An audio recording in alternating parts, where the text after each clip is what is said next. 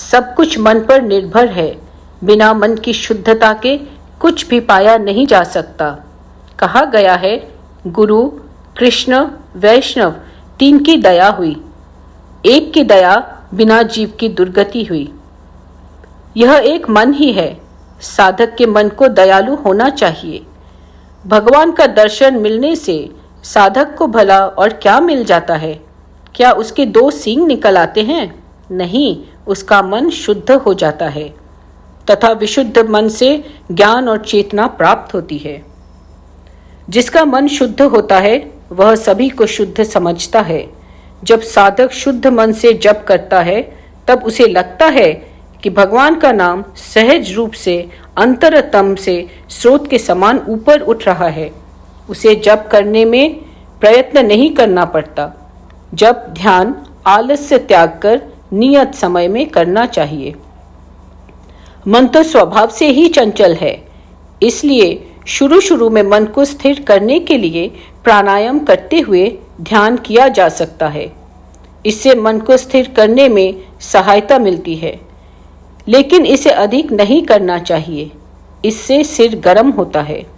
तुम भले ही ईश्वर दर्शन या ध्यान की बातें करो, पर ध्यान रखो, मन ही सब कुछ है। जब मन स्थिर होता है तो सब कुछ मिल जाता है। निरंतर ध्यान करते रहने से मन इतना स्थिर हो जाता है कि फिर तुम ध्यान छोड़कर उठ नहीं सकते। जब मन ध्यान से रमना नहीं चाहता तो उस पर जबरदस्ती मत करो। ऐसी स्थिति में ध्यान के आसन से प्रणाम करके उठ जाओ। असली ध्यान तो अत्यंत सहज रूप से अपने आप ही होता है। प्रश्न, माँ, मेरा मन जब तक बड़ा चंचल हो जाता है, वह सुखों की ओर दौड़ता है। इससे मुझे बड़ा भय होता है। माँ उत्तर देती हैं, इसमें भय की क्या बात है बेटा? कलयुग में मानसिक पाप नहीं होते।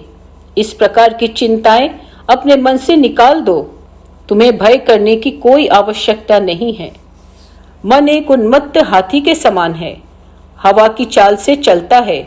इसलिए सत असत विचार करके सब देखना पड़ता है और भगवान के लिए मन को खूब लगाना पड़ता है। उस समय दक्षिणेश्वर में मेरा मन ऐसा था कि रात में किसी का बंसी बजाना सुनकर वह व्याकुल हो उठता था। ऐसा लगता था मानो साक्षात भगवान बंसी बजा रहे हैं। त्यों ही समाधि लग जाती थी। जब भगवान के नाम को एक ही बार जपने से मन समाहित हो जाए तो वह उन लाखों जपों के बराबर होता है जब मन भगवान से दूर रहता है।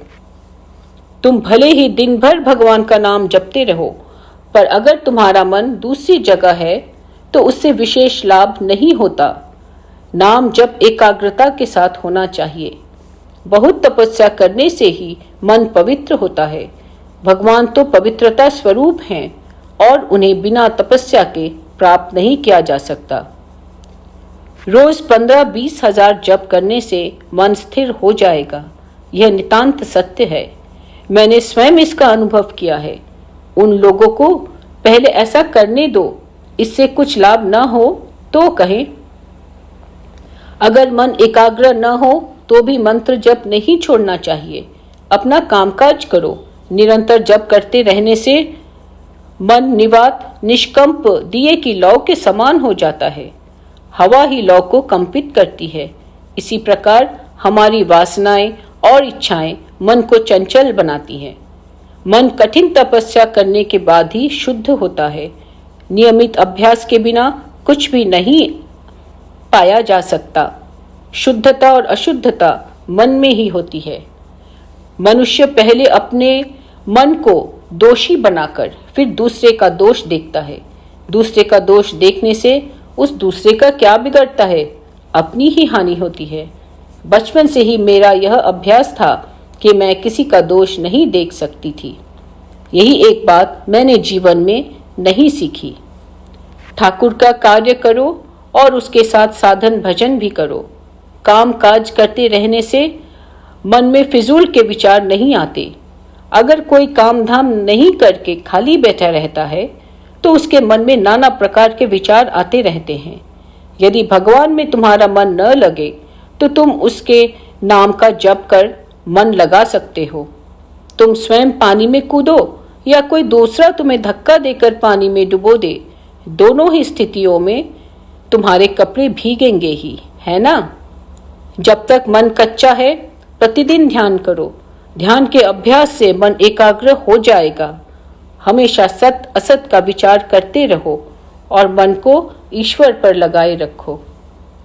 अनेक लोग जीवन में आघात पाने के बाद ईश्वर का नाम लेते हैं, लेकिन वह व्यक्ति धन्य है जो बाल्यकाल से ही भगवान के चरणों में अपने मन को फूल के समान चढ़ा देता है। मन स्वभावतः बुराई की ओर उन्मुख होता है, वह सत्कर्मों की ओर प्रवृत्त नहीं होता। दक्षिणेश्वर में मैं जल्दी उठकर ध्यान किया करती थी। उस समय मैं 3 बजे रात को उठ जाती थी। एक दिन तबीयत कुछ अच्छी न रहने से आलस्य करके मैं जरा देर से उठी। धीरे धीरे मैंने देखा कि सवेरे उठने की फिर इच्छा ही नहीं होती थी। तब सोचा, अरे यह तो मैं आलस्य के फंदे में पड़ गई। उसके बाद मैं जोर देकर उठने लगी। तब फिर से सब धीरे धीरे पहले के समान हो गया। इन सब बातों में बड़ी दृढ़ता से अभ्यास में लगे रहना पड़ता है। प्रश्न: मैं ध्यान करते समय अपने मन को एकाग्र नहीं कर पाता। मेरा मन बहुत अस्थिर चंचल है। माँ ने फिर उत्तर दिया, यह विशेष कुछ नहीं, मन का स्वभाव ऐसा ही है जैसे आंख और कान स्वभाव होता है। नियमित रूप से ध्यान करना, भगवान का नाम इंद्रियों से अधिक शक्तिशाली होता है। हमेशा सोचना कि ठाकुर तुम्हारे पीछे हैं। अपनी त्रुटियों पर चिंता मत करना। मैं पूर्णिमा की रात को हाथ जोड़कर प्रार्थना किया करती, हे भगवान, चांद में भी कलंक है, मेरे मन में तनिक भी कलुष ना रहे।